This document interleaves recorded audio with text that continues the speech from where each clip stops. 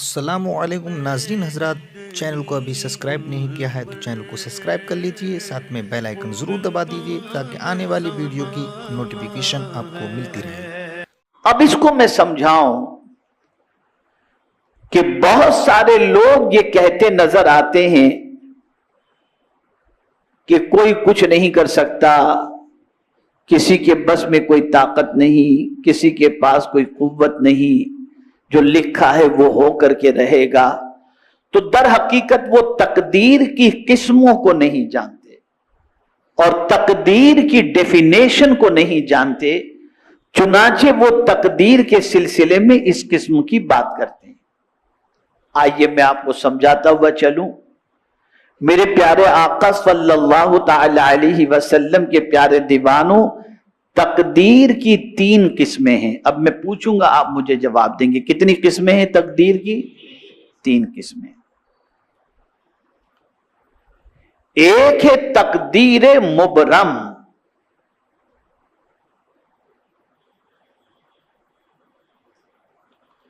ایک ہے تقدیر معلق محض، اور ایک ہے شبیہ بمبرم، تقدیر بمبرم اور تقدیر محض۔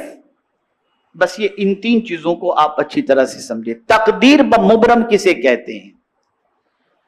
تقدیر بمبرم اسے کہتے ہیں جو کچھ رب قدیر جل جلالہ نے اپنے علم سے لکھ دیا ہے، اس میں کوئی تبدیلی نہیں ہو سکتی، وہ ہو کر کے ہی رہے گا۔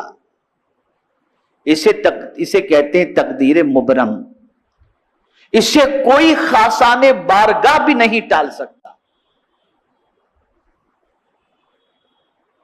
یہ وہ تقدیر ہے کہ یہ کسی سے ٹلنے والی نہیں ہے۔ اب اس کو میں قرآن کی روشنی میں سمجھاؤں۔ خاصان بارگاہ کو اللہ تعالی اس قسم کی تقدیر جس کے بارے میں لکھی ہوئی ہے، مولا نے اپنے علم سے جو لکھ دی ہے، خاصان بارگاہ کو اللہ عز و جل اس سے متعلق کچھ معروضات پیش کرنے سے روکتا ہے۔ مثال کے طور پر حضرت ابراہیم علی نبینا علیہ الصلاۃ والتسلیم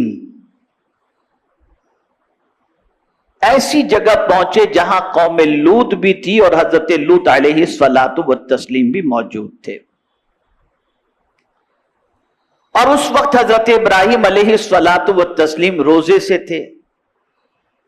تو حضرت ابراہیم علیہ الصلاۃ والتسلیم کو فرشتوں نے افطار کرایا، حضرت اسحاق کی بشارت دی، اور اس کے بعد فوراً یہ بات بتائی کہ قوم لوط پر اللہ کا عذاب آنے والا ہے اور قوم لوط تباہ ہو جائے گی۔ تو حضرت ابراہیم علیہ الصلاۃ والتسلیم نے جب قوم لوط کے بارے میں یہ سنا تو قرآن کہتا ہے کہ حضرت ابراہیم علیہ الصلاۃ والتسلیم نے اللہ کی بارگاہ میں عرض کیا، یجادلنا فی قوم لوط۔ میں تو قرآن کے اس لفظ کے بارے میں سوچتا ہوں تو عجیب کیفیت پیدا ہوتی ہے کہ کیا انبیاء کی شان ہے، کیا شان ہے۔ لوگ کہتے ہیں انبیاء کیا کوئی بھی پر نہیں مار سکتا، اور یہاں رب قدیر جل جلالہ فرماتا ہے یجادلنا فی قوم لوط۔ قوم لوط کے بارے میں حضرت ابراہیم علیہ الصلاۃ والسلام اللہ سے جھگڑنے لگے،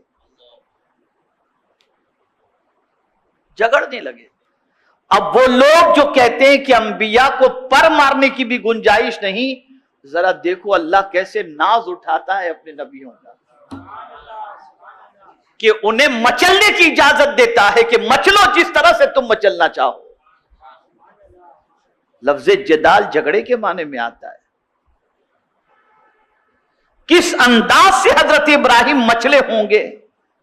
اور یہاں تھوڑی سی ایک بات اور بھی عرض کر دوں، قوم لوط کے بارے میں حضرت ابراہیم علیہ السلام اللہ عز و جل سے معروضہ پیش کرنے لگے۔ اب قوم لوط جن کی طرف حضرت لوط علیہ السلام کو بھیجا گیا تھا، اور قوم لوط میں حضرت لوط علیہ السلام، ان کی فیملی اور کچھ لوگ ہی ایسے تھے جو ایمان والے تھے، باقی سب کے سب جو ہے وہ اللہ خیر فرمائے بہت شدید اور سخت ترین گناہوں میں گرفتار. لیکن نبی کی سوچ قرآن بیان کر رہا ہے، نبی کی فکر قرآن بیان کر رہا ہے کہ کسی انسان پر اگر کچھ ہو جائے تو نبی اس کو گوارا نہیں کرتے، وہ بھی عذاب میں گرفتار نہ ہو، اس کے لیے اللہ کی بارگاہ میں دعا کرتے ہیں. اب دیکھیے قرآن نے آگے کیا کہا، فَأَعْرِضْ عَنْ هَذَا، اے ابراہیم اس سے تم جو ہے وہ دور رہو، اس کی عرض میرے سامنے نہ کرو. روک دیا گیا. حضرت ابراہیم علیہ السلام کو روک دیا گیا کہ قوم لوط کے بارے میں تم مجھ سے عرض کرنے اور معروضات پیش کرنے سے فَأَعْرِضْ عَنْ هَذَا، اس کے سلسلے میں آپ اعراض کریں، پرہیز کریں، نہ کچھ آپ مجھ سے کہیں. کیوں؟ اِنَّهُ قَدْ جَاءَ أَمْرُ رَبِّكَ اِنَّهُمْ آتِيهِمْ عَذَابٌ غَيْرُ مَرْدُودٌ. یہ اللہ نے چونکہ قضائے مبرم ان کے بارے میں قلم فرما دی تھی اور یہ فیصلہ ہو چکا تھا، اس لیے اللہ نے فرمایا کہ یہ ہو کر کے رہے گا اور یہ تباہ ہو کر کے رہیں گے، برباد ہو کر کے رہیں گے. یہ میرا اٹل فیصلہ ہے. تو خاصان بارگاہ کو ایسے موقع پر عرض کرنے سے روک دیا جاتا ہے، اور یہ ہے قضائے مبرم جس کو اللہ نے لکھ دیا ہے، اور جو اٹل اللہ کا فیصلہ ہے اس میں کوئی خاصان بارگاہ بھی جو ہے وہ بارگاہ سمدیت کے اندر معروضات پیش مچلنے کا موقع دیا جاتا ہے، لیکن اللہ عز و جل ان کو روک بھی لیتا ہے.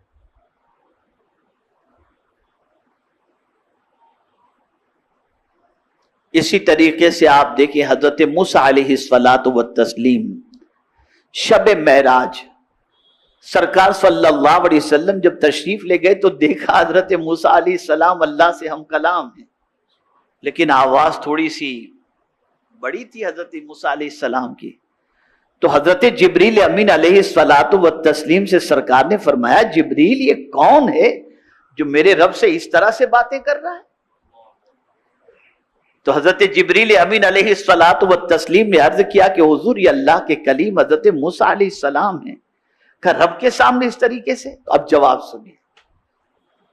جبریل امین جواب میں عرض کرتے ہیں، حضور اللہ نے ان کے مزاج کے اندر کافی سختی رکھی ہے، اس لیے وہ اس طرح سے کلام کر رہے ہیں. اب وہ لوگ جو یہ کہتے ہیں کہ رب کی بارگاہ کے اندر پر مارنے کی گنجائش نہیں، میں کہتا ہوں اس کے بارے میں آپ کیا کہتے ہو؟ انبیاء کے ناز اللہ اٹھاتا ہے. انبیاء کرام علیہ الصلوۃ والتسلیم اپنے رب سے بات کرتے ہیں، اس لیے کہ جب وہ کہتا ہے جو کہتا ہے وہ مانتے ہیں. تو کبھی ایسا بھی ہوتا ہے کہ مچل کر وہ بھی ناز برداری کے لیے اللہ عز و جل کی بارگاہ میں اس طرز کلام کو اختیار کر لیتی ہے، اور اللہ ان کے ناز کو اٹھاتا. چلیے تھوڑا سا یہ نہیں سمجھے تو اور ایزی سمجھا دوں،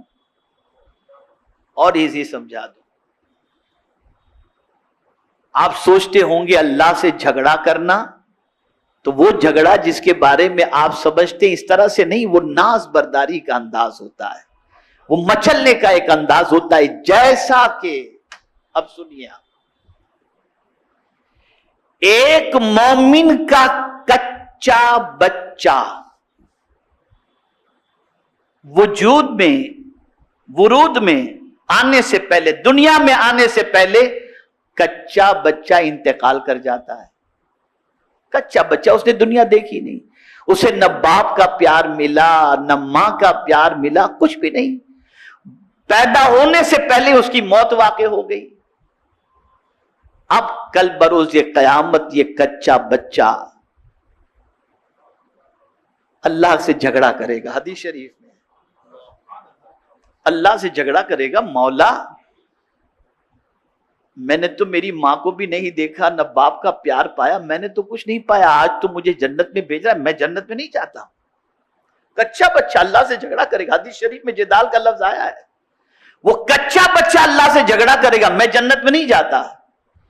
इसलिए कि जिस माँ बाप का प्यार मैंने दुनिया में नहीं पाया, मैं चाहता हूं वो मेरे माँ बाप भी मेरे साथ हों। हदीस शरीफ के अंदर है, बच्चे की नाव जो होती है ना, उसी नाव से बच्चे को ग़िज़ा पहुंचती है, उस नाव से अल्लाह अज़्ज़ व जल उस बच्चे के माँ बाप को बांध कर जन्नत के अंदर दाखिल करता है। अब जो ये कहते हैं कि किसी की सुनवाई नहीं, क्या कहते हो उस कच्चे बच्चे के बारे में?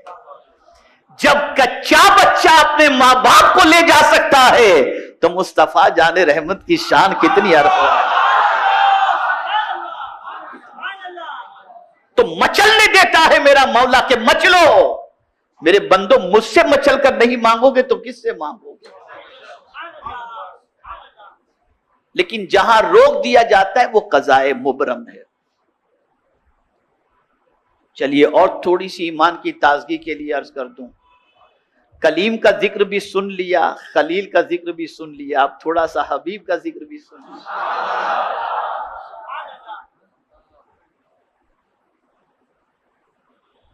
जब रब्बे कदीर ने फरमाया वला सौफा युअतीका रब्बुका फतरदा, अनकरीब मेरे महबूब आपको इतना अता करेंगे कि आप राजी हो जाएं, ये मौला कह रहा है। अब देखिए हुजूर कैसे मचलते हैं।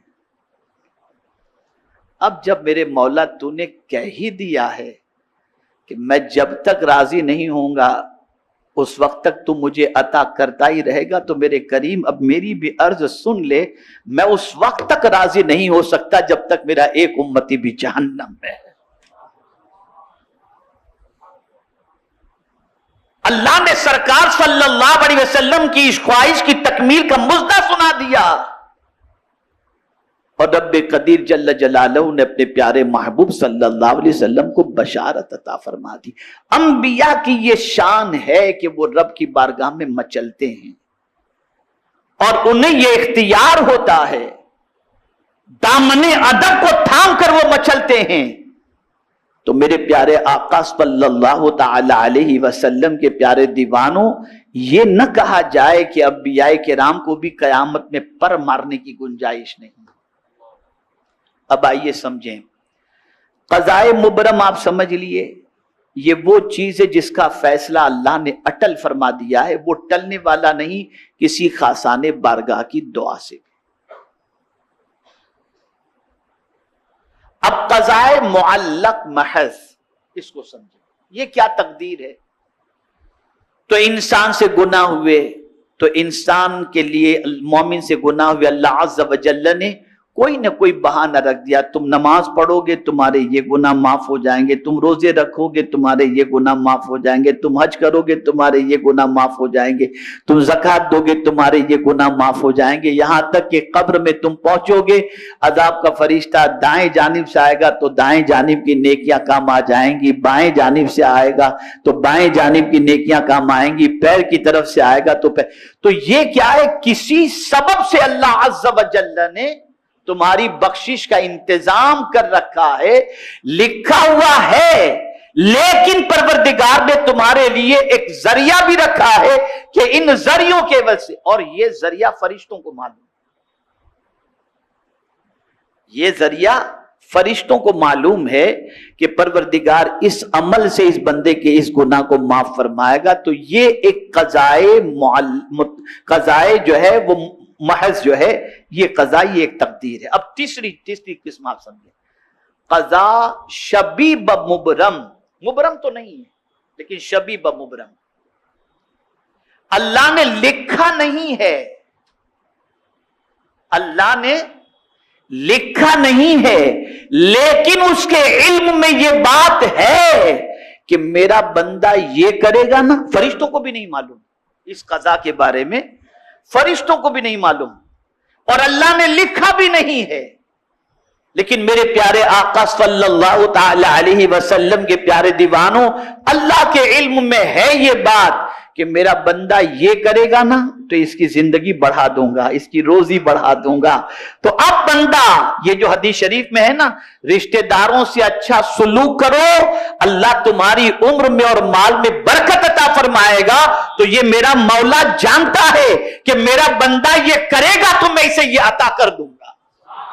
اب یہاں جو غلطی سب سے بڑی ہوتی ہے وہ یہ ہے کہ آدمی تقدیر کا بہانہ بنا کر سب کرنے سے رک جاتا ہے.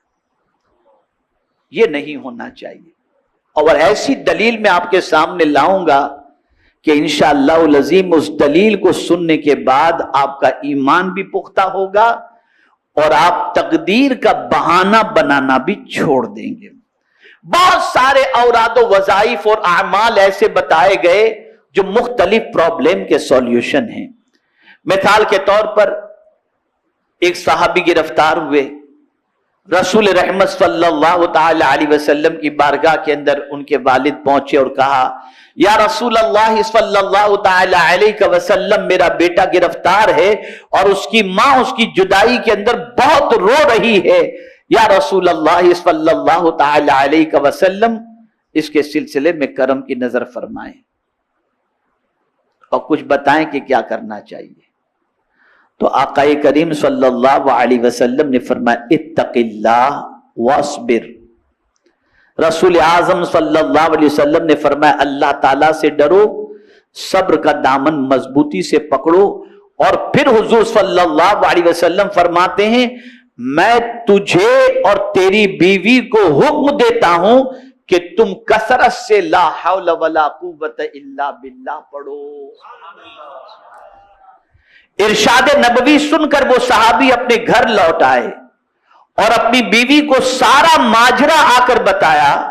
وہ نیک بخت بیوی کہنے لگی, حضور صلی اللہ علیہ وسلم نے جس چیز کا ہمیں حکم دیا وہ بہت ہی عمدہ ہے.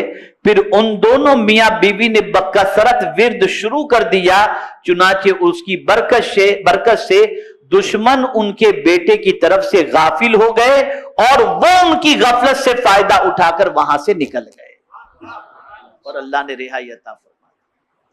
سبب تھا لا حول ولا قوت الا باللہ. اور یہ بہت بڑا عمل ہے. خدا کی قسم, اس عمل کی برکت میں آپ کو بتاؤں تو آپ کی عقل دنگ رہ جائے گی. کتنا پاورفل ہے یہ عمل, کتنا پاورفل. میں ایک حدیث شریف ایک قول آپ کے سامنے پیش کرتا ہوں. علامہ پانی پتی اپنی تفسیر مظہری میں اس آیت کے ضمن میں, یعنی وَمَن يَتَّقِ اللَّهَ يَجْعَل لَّهُ مَخْرَجًا وَيَرْزُقْهُ مِنْ حَيْثُ لَا يَحْتَسِبُ وَمَن يَتَوَكَّلْ عَلَى اللَّهِ فَهُوَ حَسْبُهُ ان اللہ بالغ امرہ قد جعل اللہ لکل شیء قدرا. اس آیت کی تفسیر میں قاضی ثناء اللہ پانی پتی تفسیر مظہری میں اس آیت کے ضمن میں حل مشکلات کے لیے ایک وظیفہ لکھا ہے جو ہدیہ ناظرین ہے. حضرت مجدد الفسانی نے دینی اور دنیاوی منافع کے حصول, دینی اور دنیاوی مشکلات کے حل کے لیے یہ وظیفہ بتایا کہ ہر روز 500 مرتبہ لا حول ولا قوت الا باللہ پڑھے اور اول آخر 100 مرتبہ درود پاک پڑھے. اللہ اس کی ساری پریشانیوں کو دور فرما دے. اب ہمارے یہاں تعویذات کے لیے اور دیگر چیزوں کے لیے لوگ آتے ہیں تو کہتے ہیں حضرت بس کچھ کر دیجئے, اور ان سے کہو یہ پڑھو. کہاں حضرت یہ بہت مشکل ہے. تو آپ سے میں ایک چیز عرض کروں کہ اس طرح سے کام نہ کریں. جنت میں جانا ہے تو کوئی پیر صاحب مرے اور آپ جنت میں نہیں جاؤ گے. جنت میں جانا ہو تو آپ کو خود کو مرنا بھی تو پڑے گا نا. آپ مریں گے نہیں تو جنت میں جائیں گے کیسے؟ اب آپ کہیں پیر صاحب مرو بھی آپ لیکن جنت میں ہم جائیں گے, یہ کیسے ہوگا؟ تو یہ اولیاء کرام جو اوراد و وظائف عطا کرتے ہیں اس سے مصیبتیں ٹلتی ہیں, پریشانیاں ٹلتی. اب وہ لوگ جو تقدیر کا رونا رو کر اور تقدیر پر بھروسہ کر کے چپ چاپ بیٹھ جاتے ہیں اور کہتے ہیں اب جو کچھ تقدیر میں لکھا ہے وہ ہو کر کے رہے گا, اس کے لیے ایک حدیث اور اتنی پیاری حدیث شریف ہے کہ میں یہ سمجھتا ہوں کہ اس حدیث مبارکہ کو ذہن میں رکھ کر خدا کی قسم آقا کا سچا عشق ہوگا نا تو کوئی آدمی کبھی بیکار بیٹھے گا ہی نہیں، وہ متحرک ہو جائے گا، وہ دوڑ دھوپ کرنے والا بن جائے گا، وہ محنت و مشقت کرنے والا بن جائے گا، وہ تقدیر کا بہانہ کرنا چھوڑ دے گا۔ اور وہ حدیث کون سی ہے؟ اللہ اکبر اللہ اکبر۔ میرے آقا صلی اللہ علیہ وسلم فرماتے ہیں الکاسب حبیب اللہ۔ سرکار صلی اللہ علیہ وسلم فرماتے کسب کرنے والا، کام کرنے والا اللہ کا حبیب ہے، اللہ کو بہت پسند۔ بیکار بندہ اللہ کو پسند نہیں۔ ارے جب بیکار بات کرنے والا اللہ کو پسند نہیں ہے تو بیکار رہنے والا اللہ کو کہاں سے پسند ہوگا؟ اور آج کیا ہے؟ ہماری قوم کا حال دیکھ لیجئے، بس اس پر کچھ کہنے کی ضرورت نہیں۔ اب سنیے، یہ جو حدیث شریف ہے الکاسب حبیب اللہ، اس کے بارے میں حضرت مولانا روم رحمت اللہ تعالی علیہ فرماتے ہیں کہ اگر تو توکل کا دعویٰ کرتا ہے تو کام میں مشغول ہو جا، پہلے تخم ریزی کر پھر اللہ پر بھروسہ کر۔ یعنی تو اگر اللہ پر بھروسہ کرنے کی بات کرتا ہے نا تو پہلے زمین میں بیج بو دے اور پھر تو اللہ پر بھروسہ کر۔ اور آگے ارشاد فرماتے اس حدیث میں جو رمز ہے اس کو سن کہ کسب کرنے والا اللہ کا دوست ہے، توکل کی وجہ سے اور تقدیر پر بھروسہ کرنے کی وجہ سے انسان کو کبھی بھی کام میں سستی نہیں کرنا چاہیے، اسے کام کرنا چاہیے۔ میرے پیارے آقا صلی اللہ علیہ وسلم کے پیارے دیوانوں، بلکہ سلف صالحین تو تاکید کرتے ہوئے فرماتے ہیں کاروبار کرو اور رزق حلال کماؤ، کیونکہ تم ایسے، غور سے سنیے گا، کیونکہ تم ایسے زمانے میں ہو جب کوئی شخص محتاج ہوتا ہے تو سب سے پہلے وہ اپنی متاع دین و ایمان کو بیچنا شروع کر دیتا ہے۔ جہاں آدمی محتاج ہوا کہ پہلے اپنا دین بیچے گا اور اپنا ایمان بیچے گا۔ تو میرے پیارے آقا صلی اللہ علیہ وسلم کے پیارے دیوانوں، تجارت کرو، کسب کرو، محنت کرو، یہ ساری چیزیں کرنا ہماری ذمہ داری ہے اور رسول رحمت صلی اللہ علیہ وسلم کی سنت مبارکہ ہے۔ صرف تقدیر مبرم جو ہے وہ ٹلنے والی نہیں، باقی بہت سارے کام ایسے ہیں جن کے کرنے کی وجہ سے تقدیر شبیہ بمبرم جو ہے اللہ تعالیٰ اس تقدیر کے اندر لکھی ہوئی چیزوں کو یا موجود چیزوں کو یا ہونے والی چیزوں کو اعمال کی بنیاد پر ٹال دیا کرتا ہے۔ اس کے لیے قرآن کی ایک دلیل بھی میں آپ کے سامنے لے کر کے آتا ہوں، ان الحسنات یذہبن السیئات، کہ بے شک نیکیاں گناہوں کو مٹا دیتی ہیں۔